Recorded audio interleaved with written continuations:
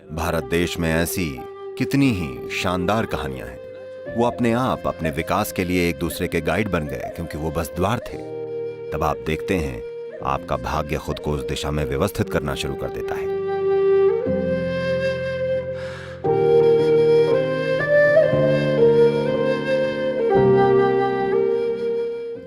भारत में ऐसी कितनी ही शानदार कहानियां हैं कि स्त्रियां कैसे दिव्यदर्शी बन गईं, बस यूं ही अपने पतियों के प्रति समर्पित होकर, क्योंकि उन्होंने उसे एक आदमी की तरह नहीं देखा। भारत में ये एक प्रथा रही है, अब ये बेशक जा चुकी है। पहले वो पति को स्वामी कहती थी और वो भी इस पर खरा उतरता था। इसके लिए आपसी सहयोग चाहिए।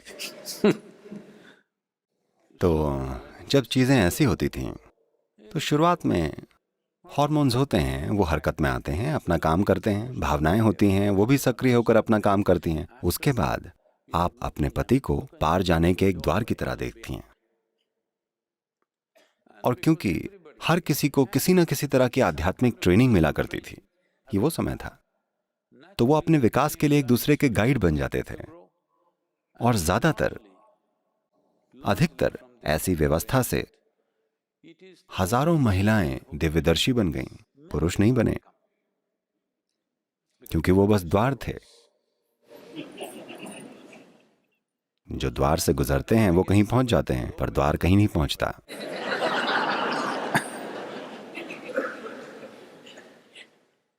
द्वार वहीं रह जाता है, लोग आते हैं जाते हैं, है कि नहीं? भारत में ऐसे कितने ही शानदार एग्जाम्पल हैं कि स्त्रियां कैसे दिव्यदर्शी बन गईं, बस इसलिए क्योंकि उनकी भावनाएं एक ही दिशा में थीं, बस एक ही दिशा में। ये एक पल को भी बदली नहीं। देखिए, जैसी शिक्षा आपको दी गई है उसका स्वभाव ही ऐसा है। आप मानते हैं कि आप अपना मन किसी चीज पर फोकस्ड रख सकते हैं, पर आप ऐसा नहीं कर सकते, है कि नहीं? हेलो, क्या आप अपने मन को मुझ पर या अपने पति पर या अपनी पत्नी या बच्चों पर या अपने भगवान या चाहे जो हो उस पर फोकस्ड रख सकते हैं? या आप अपने बिजनेस या पैसे को ही ले लीजिए, क्या आप 24 घंटे अपने मन को पूरी तरह फोकस्ड रख सकते हैं? हेलो, नो, नहीं। तो ये तो है अभी आपकी बुद्धि का स्वभाव। तो अगर आप अपनी बुद्धि को ट्रेनिंग देना चाहें कि ये ऐसे रह पाए, कि लंबे समय तक एक ही चीज पर टिकी रह सके, तो ये बहुत बढ़िया होगा, पर इसमें बहुत मेहनत लगेगी। लेकिन आपकी भावनाएं ऐसा कर सकती हैं।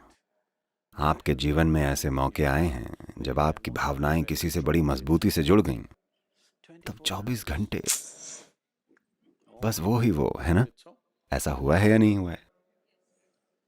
तो बुद्धि की तुलना में आपकी भावनाएं ज्यादा सक्षम हैं। मैं बस ये आपको आहिस्ता से कहने की कोशिश कर रहा हूं।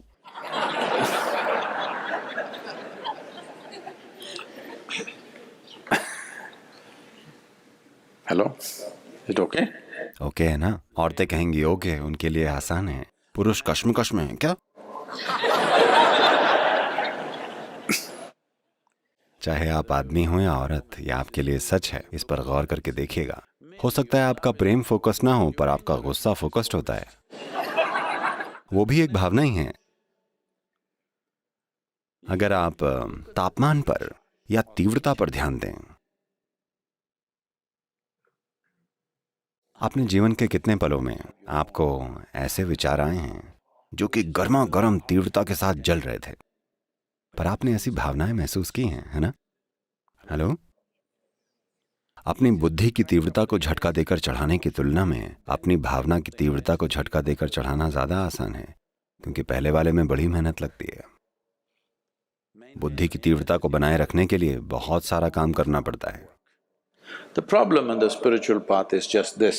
आध्यात्म के रास्ते पर समस्या बस यही है, आप ऐसे फोकस्ड हैं, फिर आप देखते हैं आपका भाग्य खुद को उस दिशा में व्यवस्थित करना शुरू कर देता है। फिर आप ऐसे हो जाते हैं, कभी आप वैसे हो जाते हैं, तब भाग्य अव्यवस्थित होने लग जाता है। आप में से हर किसी ने जिसने इनर इंजीनियरिंग प्रोग्राम किया है, कभी न कभी ये अनुभव किया होगा कि जब आप कार्यक्रम में आए अचानक ऐसा लगा कि आपको अपनी जीवन का रास्ता मिल गया है, बूम। पर फिर आपने धीरे धीरे खुद का ध्यान भटका लिया और ये बिखर गया। आपको समझना होगा कि रास्ता तय कर लेने के बाद आपको रास्ते पर टिकना पड़ेगा अगर आपको उड़ना है तो। अगर आप ऐसे ऐसे ऐसे करेंगे, वैसे भी हम सब इधर ही जा रहे हैं। हेलो? नहीं, सब सोचते हैं कि वो ऐसे जा रहे हैं, उसका कोई सबूत नहीं है। नीचे जाने का सबूत है, हाँ या ना? आपके पास कोई सबूत है कि आप ऊपर जा रहे हैं? नहीं, पर इसका सबूत है कि आप नीचे जरूर जाएंगे। हाँ, अगर आप उनमें से हों जो मंगल पर दफन होने का खर्चा उठा सकते हैं।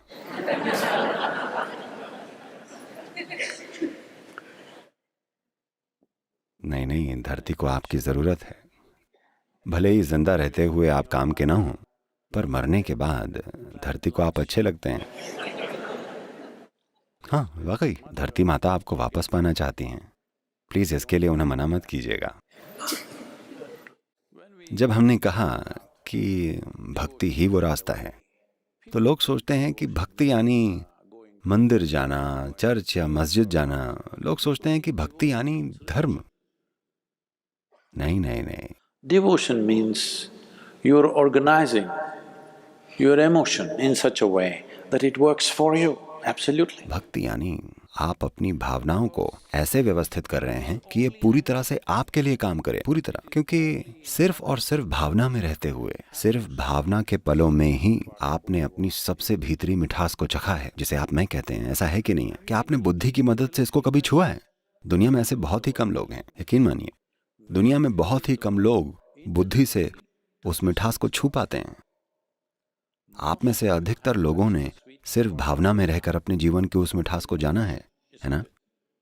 हाँ, आपकी जिंदगी के सबसे खूबसूरत पल भावना के पल हैं, है ना? Well, it might not have lasted, that's another point. वो शायद टिक ना पाए हों, वो एक अलग प्रॉब्लम है। शायद उन्हें मैनेज करने में कमी रह गई हो। आप स्थिति को अपने हिसाब से मैनेज ना कर पाए हों, क्योंकि आपकी भावनाएं, आपका भीतरी माहौल बाहरी दुनिया का गुलाम है। और मैं चाहता हूं कि आप ये समझें कि दुनिया में कोई भी पूरी तरह से बाहरी माहौल को मैनेज नहीं कर पाता है। हम इसे कुछ हद तक मैनेज कर सकते हैं। कभी ये हमारे हिसाब से चलता है तो कभी हमारे हिसाब से नहीं चलता है, कि नहीं? हेलो? कभी कभी ये हमारे हिसाब से चलता है, हम चाहते हैं कि हमारे हिसाब से चले, पर ये हमेशा हमारे हिसाब से नहीं चलता। पर हमारा भीतरी माहौल हमारे हिसाब से चलना चाहिए हमेशा, क्योंकि ये हमारा है। लोग कभी आपके काम आएंगे, कभी ये आपके खिलाफ हो जाएंगे, कभी ये आपको इग्नोर कर देंगे।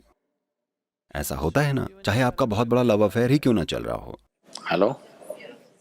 भले ही आपका बहुत बड़ा लव अफेयर ही क्यों ना चल रहा हो, कभी वो आपके साथ बड़े अच्छे रहते हैं, कभी वो आपको इग्नोर करते हैं, और कभी वो आपको बड़ा परेशान कर देते हैं। Yes or no? हाँ या नहीं? तो भक्ति का मतलब है अपने भीतरी माहौल को ऐसे व्यवस्थित करना कि आपका भावनात्मक आयाम हमेशा आपका साथ दे, आपके खिलाफ ना हो। और इसके लिए आपको इसे वहां बांधकर छोड़ देना होगा। भाग्य फिक्स हो जाएगा। मैंने आपको एक कहानी जरूर सुनाई होगी। एक बूढ़े योगी थे जो वेलंगिरी की पहाड़ियों तक पहुंचे। ये वेलंगिरी पहाड़ियां, ईशा योग सेंटर इन्हीं वेलंगिरी पहाड़ियों की तलहटी में है। ये मुश्किल चढ़ाई है, करीब 5,800 फीट ऊपर खड़ी चढ़ाई है। वो 80 साल से ज्यादा के थे। वो धीरे धीरे चढ़ते हुए ऊपर पहाड़ी पर जाना चाहते थे, क्योंकि वहां ऊपर एक पवित्र स्थान है। जो दुकानदार वहां बैठा करते हैं, ये बेवकूफ कभी ऊपर पहाड़ पर नहीं चढ़े। वो वहीं तलहटी में बैठकर बिजनेस करते हैं।